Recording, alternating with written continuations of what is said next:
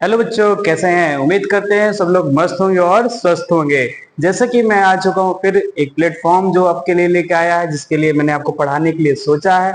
और आपको मैं बता दूं कि इससे पहले जो हम आगे पढ़ रहे थे बेटा, हमने जूनियर क्लास नहीं देखी है। हम लोगों ने कम्युनिकेशन स्किल स्टार्ट किया है चैप्टर 1 का, और हमारा हो गया था बैरियर टू इफेक्टिव कम्युनिकेशन। यही हम लोग पढ़ रहे थे, लास्ट हम लोगों ने यही छोड़ा था।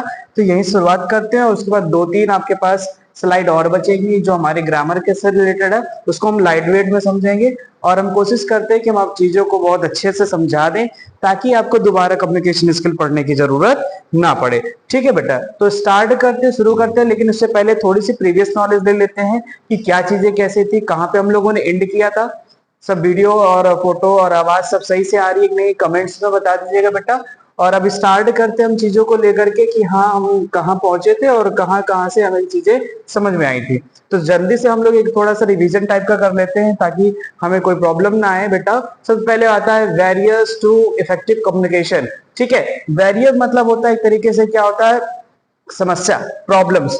कि कम्युनिकेशन करने में, बातचीत करने में हमें कहाँ कहाँ पे क्या आती है बेटा, प्रॉब्लम आती है। उसी प्रॉब्लम को क्या कहते हैं बेटा, बैरियर कहते हैं। अगर आप लिखते हैं प्रॉब्लम्स, क्या लिखते हैं, प्रॉब्लम्स अगर आती है तो प्रॉब्लम्स क्या है आपकी, समस्या है। क्या बेटा, समस्या है। और वही समस्या ही क्या कहलाती है आपकी, वही क्या कहलाता है, बैरियर कहलाता है। क्या कहलाता है, बैरियर कहलाता है। जैसे सबसे पहले आता है लैंग्वेज बैरियर, यानी कि लैंग्वेज मतलब होता है बेटा भाषा।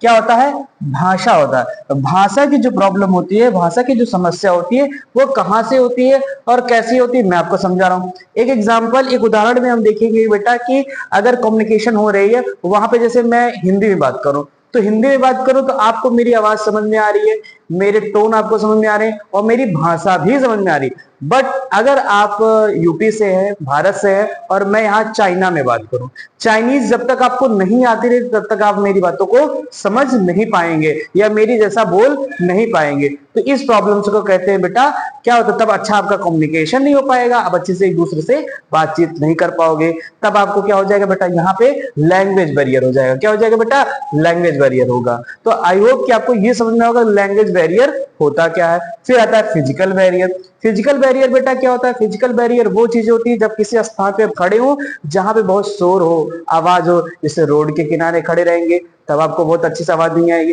किसी भीड़ भाड़ इलाकों में होंगे वहां आपको अच्छी से आवाज नहीं है। कहीं डीजे उजे बजता रहेगा, साउंड सिस्टम बजता रहेगा, वहां आपको आवाज नहीं है। जहां ऐसी समस्या आएगी तो बेटा वहां पे क्या हो जाएगा, फिजिकल प्रॉब्लम हो जाएगा। क्या बेटा हो जाएगा, फिजिकल प्रॉब्लम। एक एग्जांपल देते हैं, जैसे कि आप सड़क इस पार के खड़े हैं और सड़क उस पार दूसरा व्यक्ति खड़ा है, तो आपको कुछ चीज बात करनी है, आपको कुछ चीजें बात करनी है, उनको बुलाना है। तो आप चिल्ला तो रहे हो लेकिन वहां तक आवाज नहीं आ रही। क्यों? क्योंकि शोरगुल ज्यादा है, तो वहां प्रॉब्लम्स आ रही है। उसी प्रॉब्लम्स को कहते हैं बेटा फिजिकल बैरियर कहते हैं। क्या कहते हैं बेटा, फिजिकल बैरियर करते हैं। आगे बढ़ेंगे बेटा, इमोशनल बैरियर होता है। इमोशनल बैरियर मैंने आपको कल बताया था, और फिर से थोड़ा सा लाइटली समझा देता हूं कि जब कोई समस्या होती है, जब कोई डिसीजन लेना होता है और डिसीजन आप नहीं ले पाते हो, क्यों नहीं ले पाते हो, क्योंकि आप इमोशनल हो जाते हो कुछ चीजों पर, तो वहां पे ये बैरियर आ जाता है, ये प्रॉब्लम आ जाती है। इस बैरियर को कहते हैं इमोशनल बैरियर कहते हैं। कल्चर बैरियर, कल्चर बैरियर को भी हमने बहुत अच्छे से कल समझाया था, बट एक बार फिर से मैं आपको रिकॉल करा दूं। जो नए बच्चे आज जुड़े हैं, जो नए बच्चे इस वीडियो को आज देखेंगे,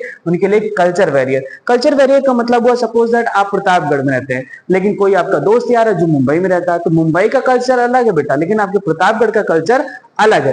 तो we are different, you know very well. तो अब ऐसी समस्या होती है तो वहां पे देखो, जैसे कि वहां के बच्चे का फैशन अलग होगा, वहां की बच्चियों का फैशन अलग होगा, लेकिन आपके प्रतापगढ़ का बच्चे का और बच्चियों का फैशन अलग होगा। वहां के बच्चे अगर जो है शॉर्ट्स पहन के घूमेंगे, इधर उधर टहलेंगे, कोई भी कपड़ा ऐसे फटा पुराना पहन लेंगे, तो उनके माँ बाप कुछ नहीं करेंगे। एक बार थोड़ा सा आप अपने घर पे बोल दीजिएगा कि पापा आज ऐसे कपड़ा पहन के जाएंगे, पापा कहेंगे भागो यहाँ से, ऐसे तो पहना है, पहन नहीं सकते बेटा। तो मतलब पापा लोग को अभी क्या होता है, इन्वायरमेंट होता है हमारे घर का, क्या होता है, इन्वायरमेंट होता है हमारे घर का, एक कल्चर होता है। तो अपने कल्चर से हमें क्या होना चाहिए, भटकना नहीं चाहिए। जो हमारे कल्चर में बताया गया, सिखाया गया, जहां हमारा एनवायरमेंट है उसी हिसाब से हमें रहना चाहिए।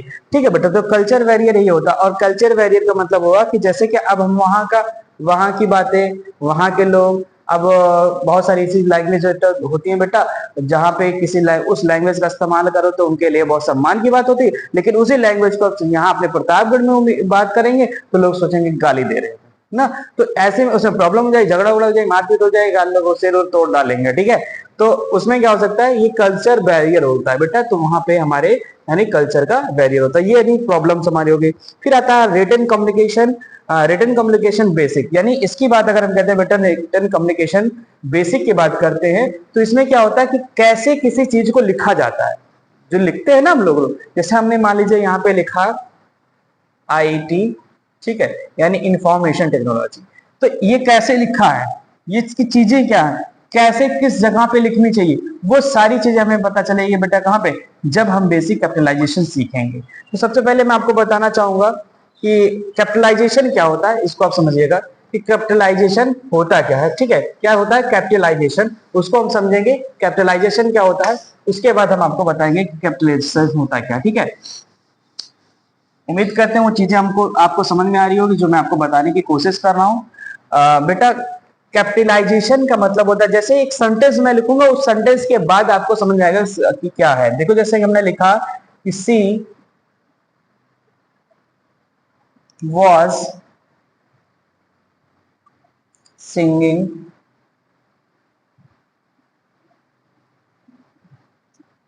a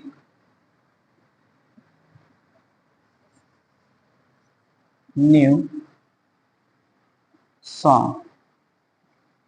ठीक है, हमने लिखा सी was singing a new song, वह एक नया गाना गा रही थी। तो बेटा देखो हमने यहाँ पे कैपिटलाइजेशन लिखा, देखो जैसे यहाँ सी था, फिर यहाँ पे हमने क्या लिया सॉन्ग पे रखा, तो देखो जैसे यहाँ पे हमने कैपिटलाइजेशन का इस्तेमाल किया कि कहाँ कहाँ पे कैपिटल लेटर इस्तेमाल करना चाहिए। अगर यही किसी की नाउन प्रॉपर नाउन होता, जैसे हमारा नाम ही होगा, तो हम अपना नाम कैसे लिखेंगे बेटा, ऐसे ही लिखेंगे ना, ऐसे तो लिखते हैं। अगर अपने चैनल का नाम लिखना चाहेंगे तो हमने क्या क्या हमें क्या लिखना होगा बेटा, लर्न, हम लिखेंगे पहले LEARN लर्न लिखेंगे, फिर आई लिखेंगे, फिर टी लिखेंगे लर्न IT, फिर लिखेंगे WITH विथ, फिर उसके बाद लिखेंगे रवि। तो बेटा देखो इसमें जो चीजें हमने लिखी हैं, देखो पहला लेटर हमने कैसे लिखा है, कैपिटल से लिखा है, जिसे कहते हैं ब्लॉक लेटर। अगर ऐसे लिखते हैं तो बेटा वो क्या कहलाता है, कैपिटलाइजेशन मिलता है। Use capital letter at the beginning of the sentence. हमने क्या लिखा बेटा, हमने क्या लिखा है, हमने यहाँ पे क्या लिखा है, एक सेंटेंस लिखा है। क्या लिखा है, ये एक सेंटेंस लिखा, और इसी सेंटेंस को जो हमने लिखा, इस सेंटेंस को क्या कहते हैं बेटा, हमने सेंटेंस का इस्तेमाल किया है, इसकी बिगिनिंग से क्या लिखा स्टार्ट किया है, सी को जो है हमने, और जो इसका यस होता है वो हमने किससे लिखा है, कैपिटल लेटर से लिखा है। किससे लिखा बेटा है, कैपिटल लेटर से लिखा है। किससे लिखा है, कैपिटल लेटर से लिखा है। फिर उसके बाद आता है हमारा, इसमें वर्ड एक पॉइंट है हमारा लिखा है, proper noun start with capital letters. Capital letter का जो शुरुआत होता है वो बेटा प्रॉपर नाउन का जो होता है वहीं से आप इसको शुरुआत करते हैं। उम्मीद करते हो ये सारी चीजें आपको अच्छे समझ में आई होंगी। अब इसी के बाद आगे बढ़ते हैं बेटा एक दूसरे स्लाइड की तरफ। दूसरी स्लाइड जो हमारी होगी वो बेटा पंक्चुएशन होती है। क्या होती है, पंक्चुएशन होती है। पंक्चुएशन का मतलब होता है कि जब लिखते हैं तो लिखने में क्या क्या हमें ध्यान रखना होता है, क्या क्या चीजें हमें जरूरी होती। तो सबसे पहले आता है बेटा फुल स्टॉप आता है। क्या आता है हमारा, फुल स्टॉप होता है। सबसे पहले क्या आता है हमारा, फुल स्टॉप आता है। तो फुल स्टॉप का इस्तेमाल कहाँ करते हैं, कौन कौन मुझे बताएगा बेटा, किसको किसको पता फुल स्टॉप। जैसे किसी सेंटेंस को खत्म होने के बाद, जब सेंटेंस पूरा हो जाता है, उस सेंटेंस पूरा होने के बाद हम क्या लगाते हैं बेटा, फुल स्टॉप लगाते हैं। जैसे कि हमने लिखा कि Ram is good boy, Ram is a good boy, तो देखो लगा दिया ना फुल स्टॉप। ये क्या हो गया बेटा, ये फुल स्टॉप लग गया, यानी एक सेंटेंस पूरा हमारा कंप्लीट हुआ, उसके पहले क्या लग गया, उसके बाद क्या लग गया, फुल स्टॉप लग गया। तो ये चीज हमारा कहां लगता है, फुल स्टॉप, जब कोई सेंटेंस हमारा कंप्लीट होता है। अब इसके बाद हम बताते हैं, जैसे कि बेटा बात करते हैं कामा, जैसे लिखा है यहाँ पे कामा। कामा का इस्तेमाल कहां करते हैं, इस कामा का इस्तेमाल कहां करते हैं, हम आपको बता रहे हैं, आप ध्यान से इसको समझिएगा कि कामा का इस्तेमाल कहां करते हैं। जैसे कि कोई चीज पार्टीशन करना हो, जैसे कि कोई चीज क्या करना बेटा, पार्टीशन करना है। जैसे हमने लिखा राधा, क्या लिखा बेटा, राधा, फिर हमने एक कॉमा लगाया, हमने लिखा राजू, क्या लिखा बेटा, राजू, फिर हमने लिखा मैंगो, ठीक है, क्या लिखा, मैंगो। तो देखो यहाँ पे क्या पार्टीशन है, ठीक है, वर्ड्स क्या अलग अलग, इन वर्ड्स को अलग करने के लिए हमने किसका इस्तेमाल किया, हमने वर्ड्स को अलग करने के लिए हमने किसका इस्तेमाल किया बेटा, हमने कॉमा का स्टार्ट किया। किसका किसका इस्तेमाल किया, कॉमा का इस्तेमाल। तो आई होप कि आपको कॉमा भी समझना है। क्वेश्चन मार्क, अब क्वेश्चन मार्क का इस्तेमाल कहां किया जाता है, क्वेश्चन मार्क का इस्तेमाल वहां किया जाता है जब किसी चीज से क्वेश्चन पूछा जाए। जैसे कि मैं आपको कहता हूं कि अगर मैं आपसे पूछता हूं बेटा कि एक क्वेश्चन जो शब्द हमारे हैं वो क्या है, कैसे हैं, हमको बताओ, तो आप बताएंगे। जैसे हमने पूछा कि व्हाट इज योर नेम ना। अब यहाँ पे मैंने लगाया क्वेश्चन मार्क, तो देखो यहाँ पे हमने क्या लगाया, क्वेश्चन मार्क लगाया। हमने क्वेश्चन पूछा व्हाट इज योर नेम, तो हमने यहाँ पे क्या लगा दिया, आपका क्वेश्चन मार्क लगा दिया। ये क्वेश्चन मार्क लगा दिया क्योंकि ये प्रश्न सूचक शब्द है, इसलिए क्या लग गया, क्वेश्चन मार्क लग गया। अब जो होता है बेटा हमारा एक्सक्लेमेटोरी निशान होता है।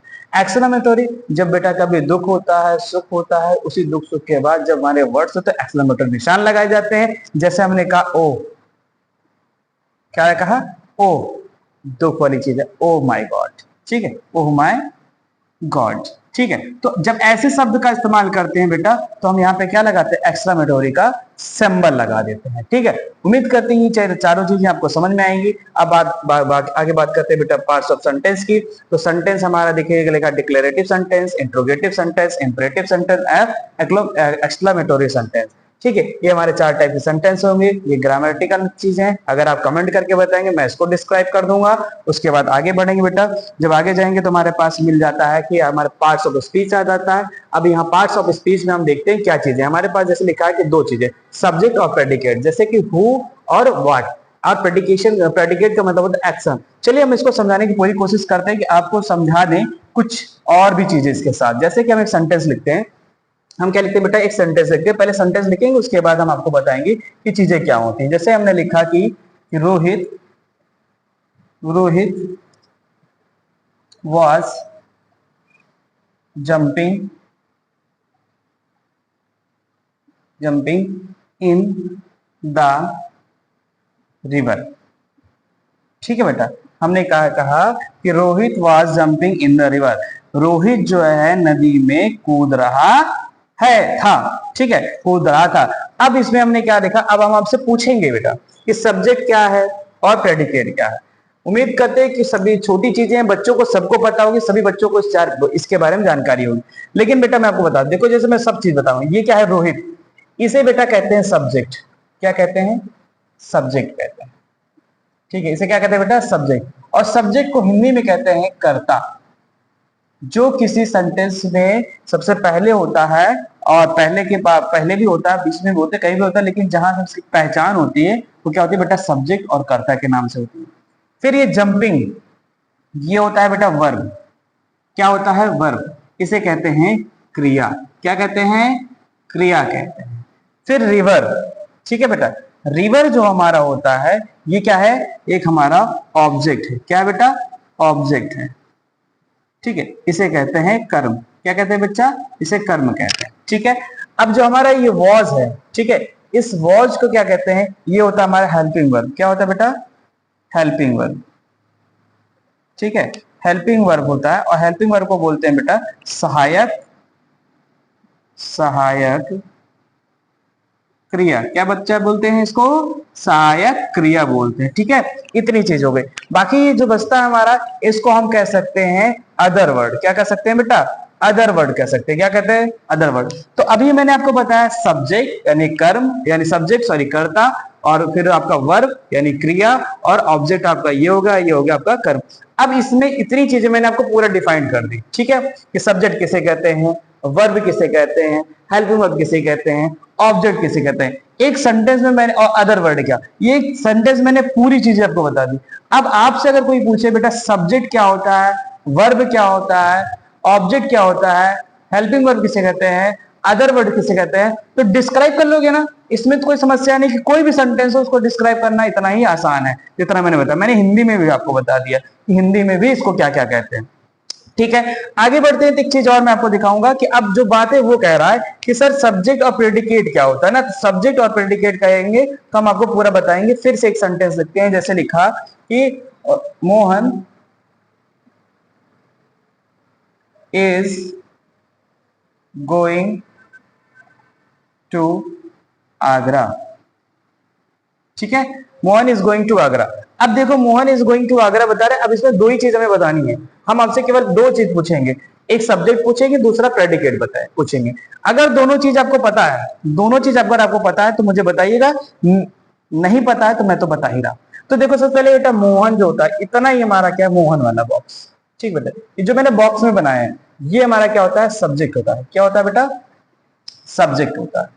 ये क्या होता है, सब्जेक्ट होता है। बाकी जो बचेगा ना बेटा वो हमारा क्या हो जाएगा, प्रेडिकेट हो जाएगा। क्या हो जाएगा बच्चा, प्रेडिकेट हो जाएगा। इतना ही आसान था। लेकिन इससे पहले जो मैंने आपको बताया वो आपको डिटेल था। आपको सब्जेक्ट और प्रेडिकेट बताना है, ये सारे एक्शन है बेटा, इसको एक्शन भी बोल सकते हैं। जो लिखा है इसको क्या कह सकते हैं, एक्शन कह सकते हैं, क्योंकि जो बची चीजें हैं वो हमारी क्या कहलाएंगी, एक्शन कहलाएगी। सब्जेक्ट हमारा ये हो गया, नहीं करता हो गया, बाकी सारी चीज हमारी क्रिया हो गई, यानी हमारे कार्य जो हो रहे हैं वो एक्शन हो गया।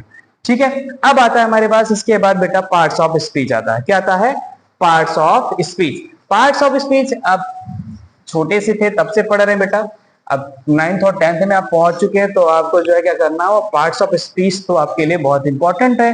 हाँ, और आपको आता भी होगा, बट मैं चाहता हूं कि ये चीजें आप हमें कमेंट्स में बताएंगे कि हम क्या इसको पार्ट्स ऑफ स्पीच को फुल डिटेल में करेंगे ना करें। क्योंकि नाउन आपको पता होगा, प्रोनाउन पता है, verb, adverb, adjective, adverb, preposition, conjunction and interjection. ठीक है, ये हमारे क्या है, हमारे टोटल 8 है बेटा। इन 8 को हम तब डिस्क्राइब करेंगे जब आप हमसे बताएंगे सर कि हाँ आप इसको पूरा प्रॉपर डिस्क्राइब कर दिए, नाउन को पूरा बता दीजिए, प्रोनाउन को बता दीजिए।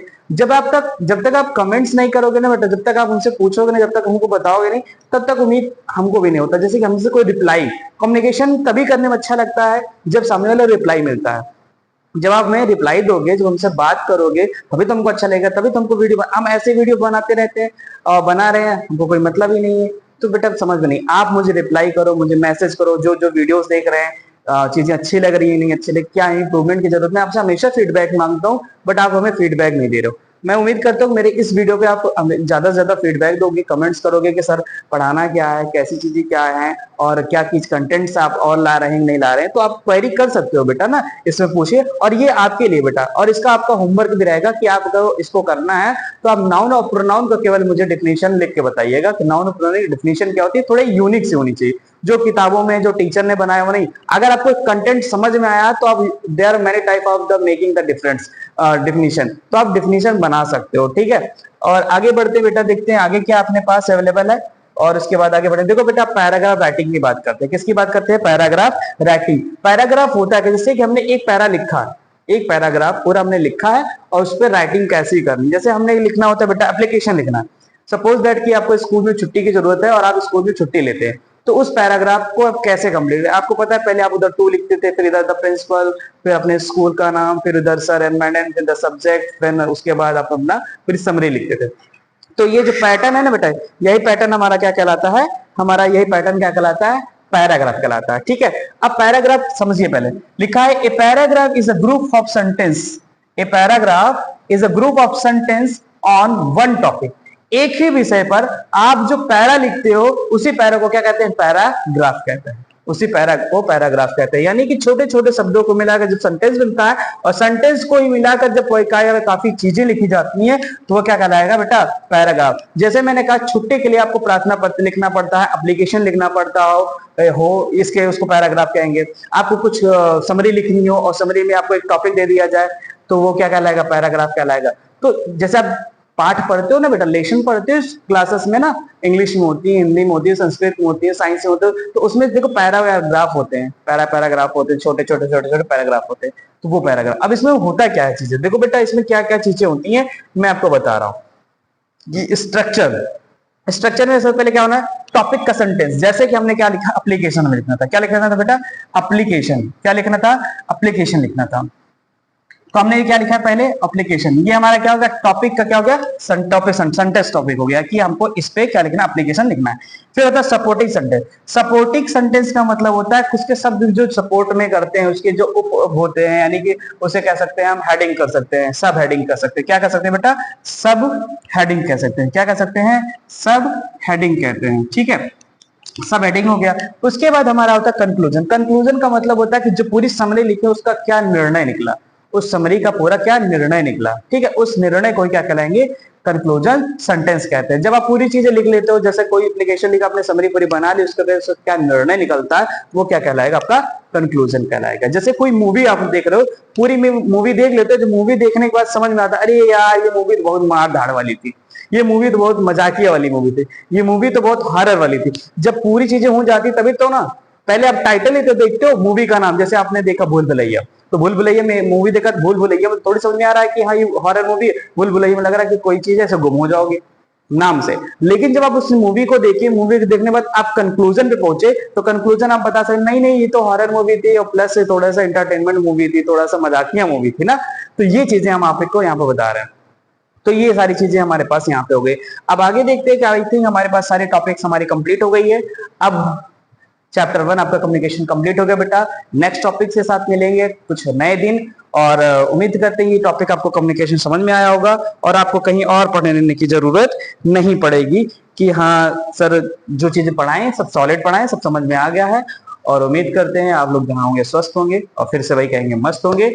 चैनल को सब्सक्राइब करिए बेटा, लाइक करिए और शेयर करो और लोगों तक इसको पहुंचाओ और बच्चों तक पहुंचाओ ताकि लोग इसको समझ सके। और इस चैनल का पर्पज केवल यही है कि हर गांव घर का बच्चा पढ़े। जरूरी नहीं है कि बेटा मैं बहुत अच्छा पढ़ाता हूँ, I am not a best teacher, क्योंकि कोई बेस्ट होता नहीं, लेकिन हाँ सब अपना बेस्ट करना चाहते, सब अच्छा करना चाहते हैं। तो मैं भी अपना अच्छा करना चाहता हूँ। अगर उम्मीद लगे कि हाँ सर रवि सर कुछ अच्छा कर पाएंगे, आप हमें लाइक करेंगे, कमेंट्स करेंगे और थोड़ा सा मेरा मनोबल बढ़ाएंगे। तब तक के लिए बहुत धन्यवाद। नई वीडियो आपके साथ फिर मिलेगी बहुत जल्द और एक नए लाइन के साथ। नेक्स्ट टाइम हम एक नई लाइन और बताएंगे। अगर आपने उस वाली वीडियो में एक नई लाइन मैंने बोली थी उसको सुना, तो इस वीडियो में नहीं बोल रहा हूँ, लेकिन नेक्स्ट टाइम में आप जरूर बोलूंगा। तब तक के लिए धन्यवाद।